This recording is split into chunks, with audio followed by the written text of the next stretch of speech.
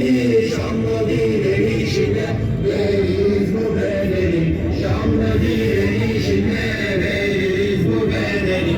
Çocukların bedeni parça parça dağıldı, çocukların bedeni parça parça dağıldı. Annelerin feryadı yürekleri dağladı, annelerin feryadı yürekleri dağladı.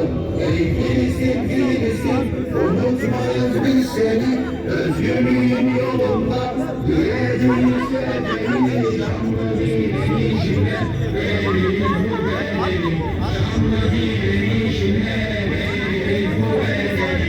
Ey Filistin. Değerli Filistin dostları, bir yılı aşkın süredir devam eden soykırım, devam ettikçe meydanlardan ayrılmıyoruz.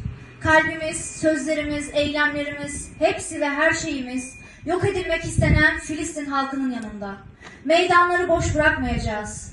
Katliamı sokaklarımızda haykırmaya devam edeceğiz. Ama en önemli görevimiz İsrail denen işgal ve soykırım ordusunun damarlarını kurutmaktır. Biz biliyoruz ki bu haysiyetsiz katliamcıların destek gördüğü yollar kapatılınca karşılarındaki mücahit ve muzaffer halkın gölgesinden dahi korkuyorlar. Bu onurlu ve izzetli halklar direnirken onları besleyen damarları işgal edemeyen her toplum utanç duymalıdır.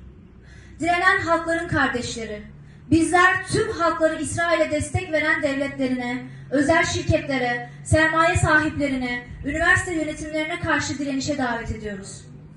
Bu direnişi kırmak için iktidarlar türlü yalan ve desiselerle bizi sokaklardan çekmek istiyorlar. Her defasında meydanlardan haykırdık, yine haykırıyoruz. Tek gündemimiz ve derdimiz soykırımla yok edilmeye çalışan bu izzetli halka destek vermek, işgalci ve dostlarının planlarını boşa çıkarmaktır. Bugün Türkiye'nin çeşitli illerinden buraya Bakü-Ceyhan boru hattıyla İsrail'in katliam yakıtı olan petrolün sevkiyatını lanetlemek için toplandık. Değerli arkadaşlar, Türkiye Cumhuriyeti olarak bu soykırımcı, katliamcı, işgalci suç şebekesine can suyu vermekten vazgeçin.